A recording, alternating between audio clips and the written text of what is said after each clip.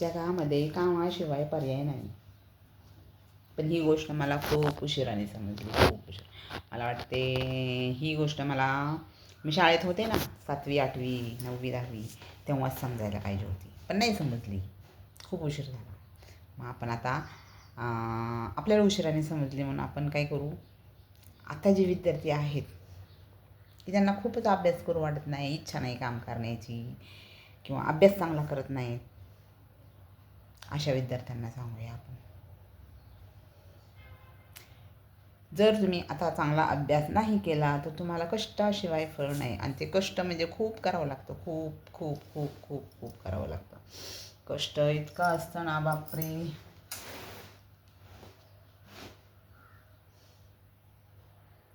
मग आपल्यावरती जे मम्मी पप्पा चिडतात ना, ते खूप कष्ट करतात, त्याच्यामुळं चिडतात.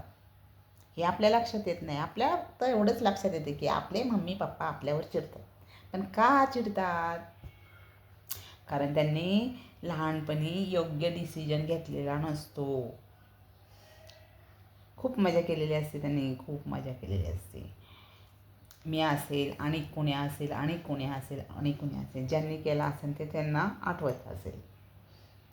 म्हणजे पैसा कमवण्याचं स्किल त्यांना आलं नाही आहे. पैसा कमवून आणि जगामध्ये जगण्यासाठी तर पैसाच लागणार आहे. पैशाशिवाय काहीच नाही आहे. जगामध्ये स्किल पाहिजे पैसा कमवण्याचं, कमवण्यापेक्षा जपण्याचं.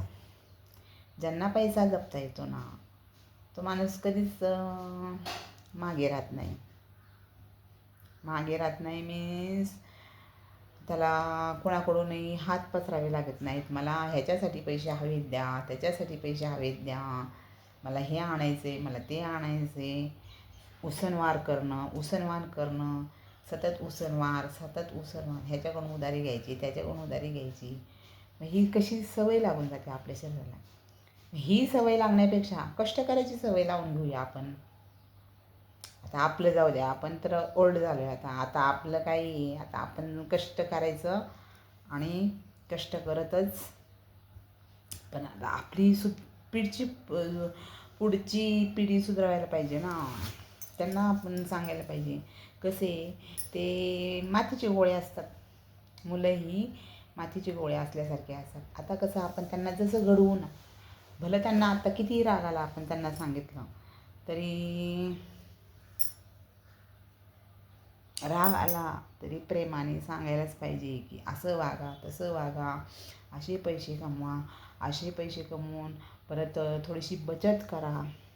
बचत हा आयुष्यातला इतका मोठा आणि खूप मोठा डिसिजन आहे. जर आपण बचत नाही ना केली तर आपण किती पण आयुष्यात कमवलेलं असलं ना, कितीही कमवा तुम्ही पैसे, मग आलेला पैसा असाच जातो. आणा हे राशन, आणा ते राशन, आणा ते कपडा, आणा ते हे.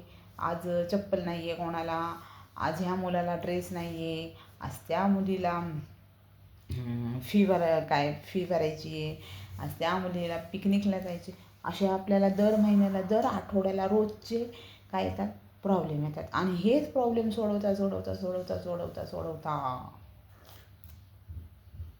पैसा आपला पाण्याचा ग्लास, जसा हंड्यातून आपण एक एक ग्लास पाण्याचा भरतो ना, जसं की एका लग्नामध्ये गेलो आणि लग्नामध्ये गेल्यानंतर आपण पंक्तीला बसतो. तुम्ही पण बसता, मी पण बसते. आणि आपण लग्नातली पंगत म्हणजे सगळ्यांना आवडणारा, त्यातला मेनू वेगवेगळे, पाहुणे, एकमेकांना भेटणारे पाहुणचार, मित्र मैत्रिणी, अजून आपले सगळे हे लग्नात आपल्याला एकत्र भेटत असतात आणि आपण त्यांच्याशी गप्पा मारत, एन्जॉय करत, मस्त तो आपण लग्नातला आस्वाद घेत असतो. आणि मस्त मस्त साड्या नट्टापट्टा करून मस्त गेलेला असतो. भले ते आपल्या घरात आपण कितीही टेन्शन असलं ना, तरी आपण तो विसरतो.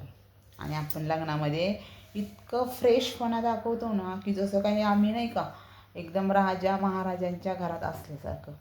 पण आपल्याच मनाला माहिती असतं, कारण मन हे कोणीच ओळखू शकत नाही, कोणाच्या मनात काय आहे. मन हे कधीच कोणालाच ओळखू येत नाही, कारण कोणाच्या मनात काय चाललेलं आहे किंवा कोणाच्या घरामध्ये काय प्रॉब्लेम आहे ते फक्त मनाला माहीत असतं. जेवढं आपल्या मनाला माहिती असतं ना, तेवढ्या आपल्या आईवडिलांना माहीत नसतं आपल्या पतीला माहीत नसतं, आपल्या मुलांना माहीत नसतं. फक्त जे काही असतं ना, दुःख सुख, चांगले वाईट, हे सगळे विचार आहेत कोणाला माहिती असतात? मनाला. तुमच्या, माझ्या, प्रत्येकाच्या मनाला माहिती असतात. आणि ते फक्त मन सहन करत असतं एवढा लोड घेऊन.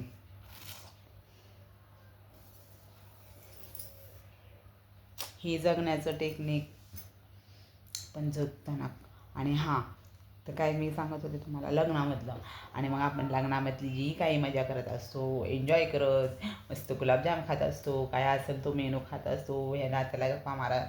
आणि जेव्हा जे काही लग्न होतं, नवरा नवरी जातात निघून, मग आपल्याला जेव्हा घरी यायची वेळ येते, तेव्हा मग आपल्या डोक्यातलं परत सर्कल चालू होतं की आपण आता कुठल्या कॅटेगरीत चाललो आहे. घरच्या कॅटेगरी, संसारामध्ये. आता घरामध्ये काय काय प्रॉब्लेम असतात.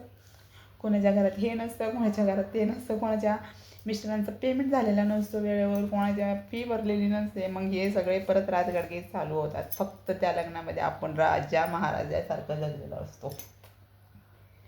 किती आपल्याला दुःख असलं ते आपण अख्ख्या 4 लोकात विसरून जातो.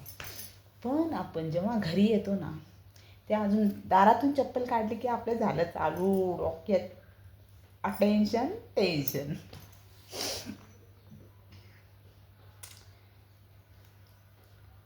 कारण संसार हा असाच असतो. संसार हा चुकतो पण. आणि चुकण्यासाठीच मला वाटतं नवरा बायको हे केलेले असतात. नवरा आणि बायको हे त्याच्यासाठीच असावेत असं वाटतं. कारण बायको काय घरामध्ये बायको सुधरवणारी असते, ॲडजस्टमेंट करणारी. काय घरामध्ये पती सुधरवणारा असतो. काय घरामध्ये पत्नी फक्त पैशाचा एन्जॉय करणारी असते. काही घरामध्ये पती इतका जपून पैसा वापरणारा असतो. आणि काही घरामध्ये तर इतकी चिंगूट माणसे असतात ना, की 1 रुपयासुद्धा खर्च करायला नको म्हणतात. आता हे आपण समजून घेऊया. तुम्ही आहात का, मी आहे, की आणखीन कोणी आहेत ते. तर हे असे वेगवेगळे मटकदार असे अनुभव आपल्या संसाराशिवाय कुठंच येणार नाहीत. कारण संसार करताना खूप अडचणींना आपल्याला तोंड द्यावं लागतं. आपल्याला जी गोष्ट माहीत नसते ना, त्या गोष्टी घडत असतात आणि आपण त्यातून मार्ग काढत असतो. तेवढी चतुराई आपल्याला दिलेली असते. ती देणगीच मिळालेली आपल्या महिला मंडळांना मार्ग काढायची. तशी पुरुषांना पण दिलेली आहे. कारण ही 2 काय असतात, चाकं असतात गाडीची. आणि ही 2 चाकं जर विस्कटली तर सगळंच विस्कटून जातं. आपण कशाला ते विस्कटू द्यायचं, नाही विस्कटू द्यायचं. भले ते आपल्यापासून कोसो दूर असू दे, पण आपण त्याच्याशी एकनिष्ठ राहणं खूप महत्त्वाचं आहे. खूप महत्त्वाचा पॉईंट आहे. जर आपण त्या पतीशी एकनिष्ठ नसेल किंवा पती त्या पत्नीशी एकनिष्ठ नसेल, कोसावर राहा, एकदम लांब राहा, एक अमेरिकेला राहा. पण आपली बायको इथं आहे, आपली मुलं इथं आहेत, हे लक्षात ठेवून जर आपण संसार केला, कुठलाही पाय घसरू न देता, तर ह्याच्यासारखं सुख कशाला संसार मोडेल. असं नाही की एकदम आपण नवरा बायको चिटकून बसले, गळ्यात गळी घालून बसले आणि मग गप्पा छप्पा गोड मारत बसले आणि त्यातूनच एखादं भांडण फोडलं आणि भांडून होतं. गोड गप्पा करता सुद्धा कधी भांडणं होतात की नाही. याला संसार असं नाव आहे. असं नाही की गळ्यात गळे घातलं आणि मग छानपैकी आपण गप्पा टप्पा मारत बसलं म्हणजे संसार नाही. जरी आपला पती कितीही दूर असेल ना, तरी आपण त्याच्याशी एकनिष्ठ असणं आणि पती नाही तसेच राहणं, म्हणजे हेच काय आहे, आपला संसार आहे. कारण आपण त्या पत्नीला घेऊन आलेलो आहे आपल्या घरी आपला संसार करण्यासाठी. आणि ती करत राहते. तुम्ही 4 पैसे दिले तरी करते, नाही दिले तरी करते. पण ॲडजस्टमेंट करत ती स्किल आपले वेगवेगळे स्किल वापरत आपला संसार करत असते.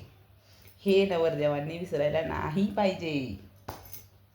आणि बायकोनी पण नाही विसरायला पाहिजे की 4 पैसे नवऱ्याने आणले की ते बॅलन्स ठेवायला पाहिजे थोडेफार तरी पुढच्या भविष्यासाठी. कधी अडचणी येऊ शकतात, कधी